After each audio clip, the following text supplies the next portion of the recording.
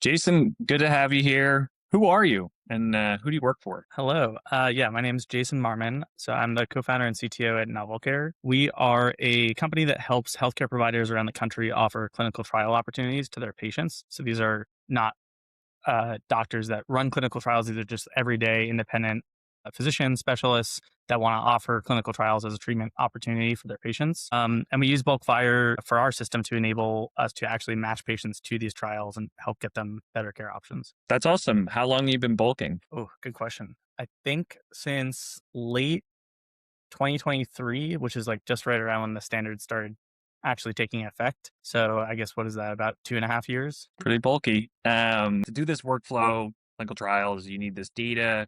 There are many methods of data exchange. So why bulk fire? Why'd you choose to use bulk and how's it been? I guess I'm still trying to figure out whether I made the right choice to this day with bulk FHIR to do clinical trial matching. To give you an idea, a clinical trial could have sometimes like 40 different inclusion and exclusion criteria. It's this long list of complicated Boolean logic. Like you have to have these conditions, but if you have your cholesterol's in this range, then you have to have these additional conditions. And it's like 40 different elements. Some of these things are covered in the EHR data. Some of them are not the things you would find in the EHR. Um, and effectively, it's basically impossible to do this using the search APIs. Even if you took like the sort of idyllic version of what FHIR Search has to offer, the level of combinatorial logic in these criteria are way too complicated to do as a search query. You really have to build your own matching engine, which is what we've done, which means that we need the data in our system to actually run the logic on it and find patients that are eligible for trials. We definitely considered other options. Unfortunately, those are really expensive, and our cost structure of our business is such that we can't afford to pay every single EHR vendor thousands of dollars for every customer that joins. Bulkfire was really like the only option that was workable for us, unless we wanted to try and create an insane amount of load by iterating over the APIs for every single patient in the practice. Many of the EHRs wouldn't even let us do that. So it was really the best of all the bad options that we had available to us. Well, best of all the bad sounds pretty good to me. So it's been smooth sailing, right? Not really. I mean, we've made the best of it, and we've got it to work pretty well. But every EHR has been a challenge. We've done probably, I don't know, something like 13 or 14 distinct EHR vendor bulk FHIR integrations at this point, and every EHR has been a challenge from the beginning. It's like every time we start with an EHR, we're often the first bulk FHIR customer of theirs, and so it's generally out of the gate. It doesn't work. It's a long process of iteration with us with the EHR to get the bulk FHIR integration working. So it's been a challenge, and working is a broad term from like missing data to export to stalls or doesn't work to the setup process is undocumented. It is quite a mess, but eventually, if you can get it working, it does what it needs to do. Are there any particular blockers? Like you have so many you've done, but is there any like poignant story or particular blocker that you would call out? There's a million stories. I would say that there are three categories of issues that we see very often, and I'll kind of go chronologically through the problems. So, number one is the actual like setup process. And I think this is a problem that's unique to bulk FHIR for a few reasons. The regulations around FHIR in general, around the ONC certification process, is not super clear on like what is required from vendors as far as documentation, what the process looks like for setting up applications, right? It's a little bit like Wild West. And most of these vendors have a relatively quick way to create an application. Some of them don't, right? Like sometimes you have to email somebody to set up an app. But once you have your app, if you're a Smart on FHIR application, that's the end of the process. Like you have your client ID and your credentials, like users can start using your application, right? Bulk FHIR is challenging because where the OAuth based processes, like the basically patient facing apps or provider facing OAuth apps, there's a consent process that happens through the user logging into your app, right? That consent process is a backend process for bulk FHIR, right? Like the practice has to effectively approve this integration because it doesn't have a user doing a consent in the workflow. And so like that, what I call that like the installation process, right? You can create an app and then you have to like install it on each practice. That process is really seldom documented by a lot of these EHRs, and it requires emailing somebody. Usually the person you're emailing has never heard of bulk FHIR, doesn't know how to set it up. And that process, like alone, the first time you do it for a new EHR, it's taken us months to get that started before. So setup process is like number one. Like get the app installed. Once you get the app installed and you're able to create your first export, the second category problem that we see all the time is just that the export doesn't work. It stalls, it throws an error that it's not supposed to. It could run for 3 weeks and you'd have no idea whether it's still working or it's just stuck. That's like a super common problem. Obviously, the bulk export process is like a kind of background process that's challenging to build and to debug. And so we see a lot of problems with that. And then finally, once we actually get the export done and we take a look at the data that we've gotten sent, very often the data coverage is super bad. It's not compliant with the USCDI requirements. It's missing a ton of relevant information. Super common is that documents are not accessible, like clinical notes are not accessible or are, missing coverage by quite a bit. So all those problems are that kind of what I just described as those problems. That also looks like our process with every new EHR. It's like we have to debug each of these steps to get the process working and reliable. Yeah, many pain points along the way, and we've seen that from the community, your work, but also from the community in general. You've done how many EHRs and like how many practices at this point? We're probably around close to 100 practices that we've done like a successful bulk integration with.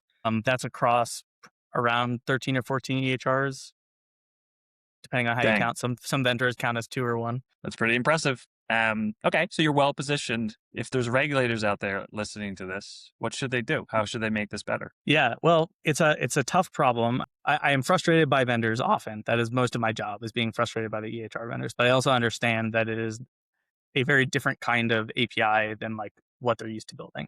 I'd say there are a couple basic things that would go a really long way.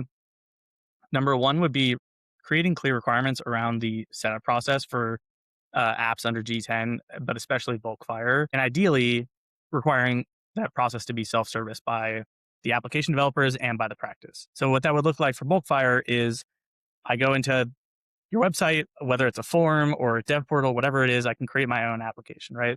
That's step number one. And that is covered by some of the EHR vendors, maybe not all of them. What's way less common is for the practice to have control over setting this process up, right? Like most of these EHR vendors to actually like turn my bulk FHIR app on in their practice requires a support ticket.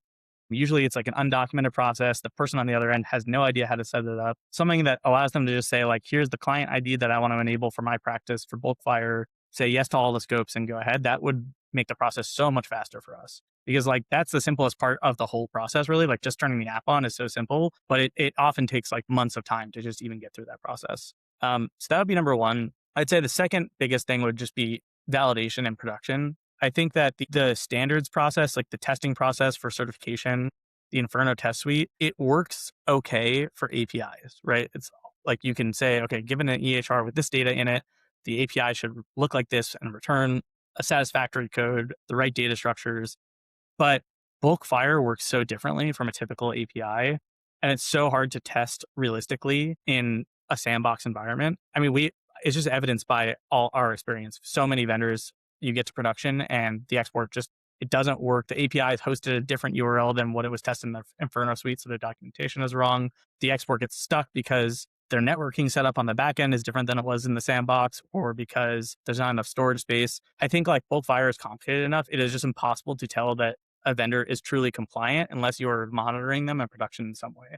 So I think like a basic version of this is just collecting metrics, like how many exports did your system create? How many of those succeeded eventually? What was the duration? Like what were the number of resources, right? Like, very often we'll have a vendor that leaves a resource type out of their bulk export entirely, right?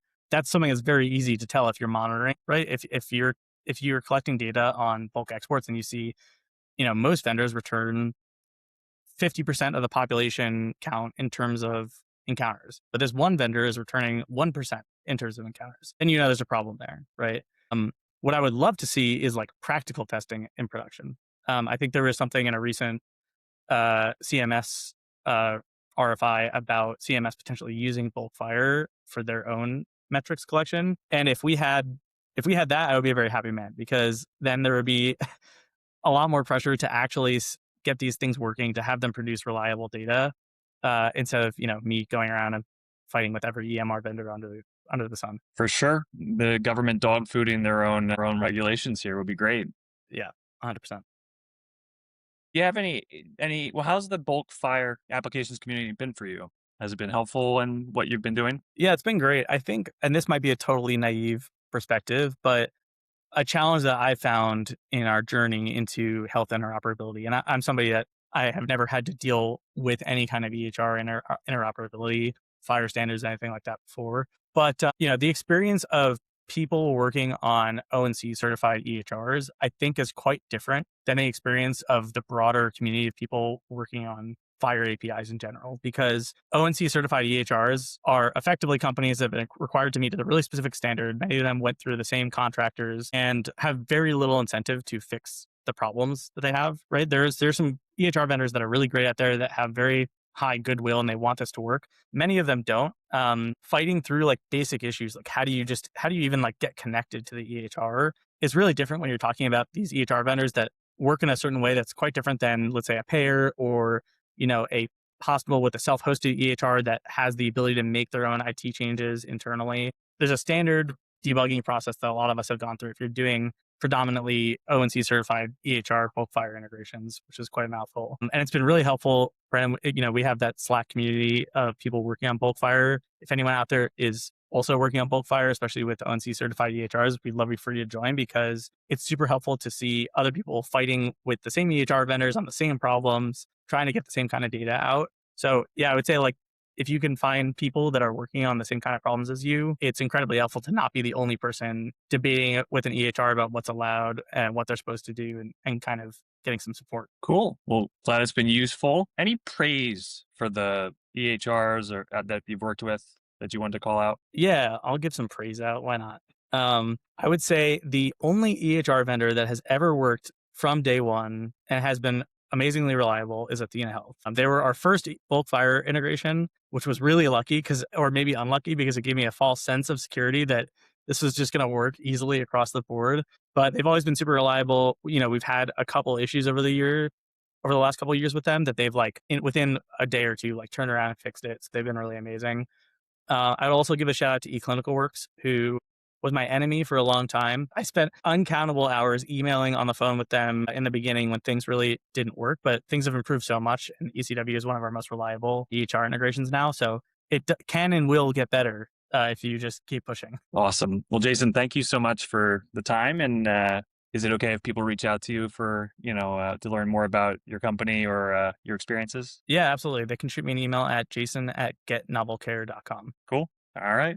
Well, take it easy.